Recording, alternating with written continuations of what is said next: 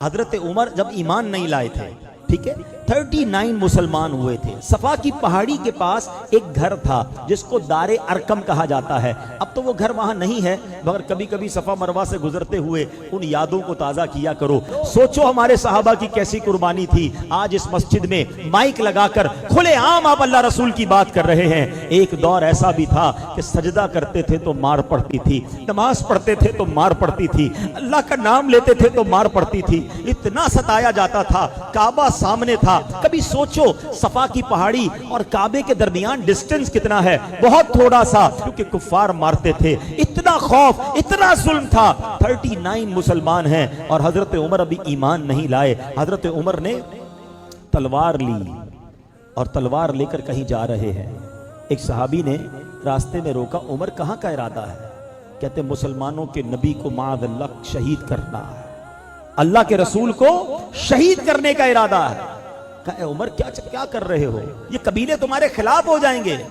بڑے جلال والے تھے، بڑا انداز تھا حضرت عمر کا۔ کہا لگتا ہے تم بھی مسلمان ہو گئے ہو، مجھے ڈرا رہے ہو، مجھے روک رہے ہو، تم بھی ایمان لے آئے ہو لگتا ہے۔ انہوں نے کہا ہاں میں بھی ایمان لے آیا ہوں، مگر میں تمہیں اس سے بڑھ کر بات بتاؤں، غصہ بعد میں ہونا، اپنے گھر جاؤ، تمہاری بہن اور تمہارے بہنوئی بھی ایمان لے آئے۔ جیسے ہی گھر میں گئے تو گھر کے باہر سے کچھ پڑھنے کی آواز آئی۔ بہن اور بہنوئی قرآن پڑھ رہے تھے۔ حضرت خباب رضی اللہ عنہ ان دونوں کو قرآن پڑھا رہے تھے، چھپ چھپ کے سارا معاملہ ہو رہا تھا۔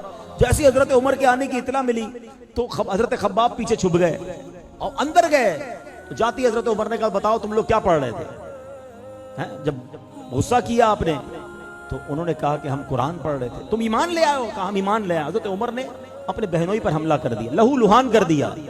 بہن نے کہا کہ تم اسے کیوں مارتے ہو؟ میں بھی ایمان لے آئی ہوں اور اللہ ایک ہے، میں کہتی ہوں اشہدو ان لا الہ الا اللہ واشہدو ان محمد رسول اللہ۔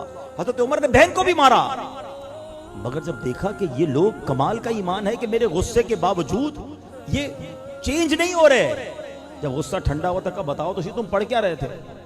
تو بہن بھی کیسی بہن ہے کہ تم اللہ کے کلام کو ایسے نہیں پڑھ سکتے، پہلے تمہیں غسل کرنا ہوگا یا وضو کرنا ہوگا۔ میرے رب کے کلام کو پاک لوگ ہاتھ لگا سکتے ہیں۔ اب تلاوت قرآن ہوتی ہے، آئے ہائے، قرآن کا ایک ایک لفظ نور بن کر حضرت عمر کے دل میں داخل ہو رہا ہے۔ اب کیا ہوا؟ کہ مجھے اپنے نبی پاک کے پاس جانا ہے۔ بہن خوش ہوئی، بہنوئی خوش ہوئے، آپ کو لے کر آئے نبی پاک کے پاس۔ تو حضرت عمر آئے، دروازے پر دستک دی، اندر صحابہ موجود ہیں۔ کسی نے دروازہ تھوڑا سا کھول کے دیکھا تو حضرت عمر تھے۔ تو صحابہ نے کہا حضرت عمر آئے۔ اس وقت تو مسلمان نہیں ہوئے تھے، اندر جتنے صحابہ تھے سب گھبرا گئے کہ عمر آئے حملہ کرنے۔ حضرت حمزہ شیر خدا، حضرت حمزہ کی کیا شان ہے، نبی پاک کے مبارک چچا، وہ ایمان لے آئے تھے۔ انہوں نے کہا عمر کو آنے دو، اچھے ارادے سے آیا تو ٹھیک ہے، ورنہ عمر ہی کی تلوار ہوگی، اسی کا سر ہوگا۔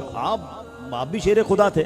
جیسے ہی دروازہ کھولا حضرت عمر سامنے ہے، نبی پاک نے گریبان کے قریب پکڑ لیا، کہ عمر کب تک لڑتے رہو گے، کب ایمان لاؤ گے؟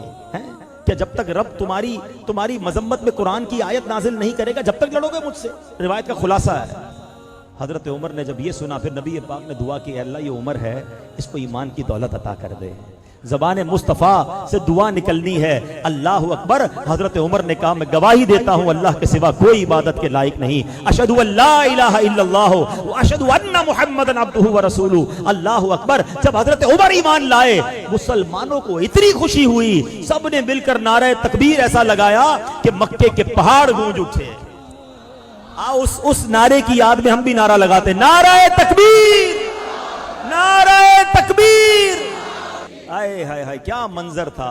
جب پڑھو نا اس واقعے کو کہ حضرت عمر کے ایمان لانے کے بعد جو مسلمانوں کا حوصلہ بڑھا، آپ کو متمم الاربعین کہا جاتا ہے، آپ 40ویں ہیں، 40 کا عدد پورا کرنے والے حضرت عمر ہیں۔ اور سنو اس کے بعد کیا ہوا، حضرت خباب پتہ ہے کیا کہتے ہیں؟ تھوڑے دن پہلے ہی نبی پاک نے دعا کی تھی کہ اللہ عمر بن خطاب یا عمر بن حشام کے ذریعے کسی ایک کو ایمان کی دولت عطا کر کے اسلام کو عزت عطا فرما۔ نبی پاک نے دو عمر میں سے کسی ایک عمر کو مانگا تھا. عمر بن حشام پتہ ہے کون ہے؟ ابو جہل. اور عمر بن خطاب یہ ہے. اللہ کی بارگاہ میں دعا کی تھی, اے اللہ ایک دے دے اور اس سے اسلام کو عزت مل جائے. ذرا سوچو, حضرت عمر وہ ہیں کہ جن کے سبب اسلام کو عزت ملی ہے. میں اور آپ ایمان لائے, ہمیں عزت اسلام کی وجہ سے ملی ہے, مگر حضرت عمر وہ ہیں کہ جب سے آپ ایمان لائے, آپ کے ایمان لانے کے بعد اسلام کی عزت میں اضافہ ہوا ہے.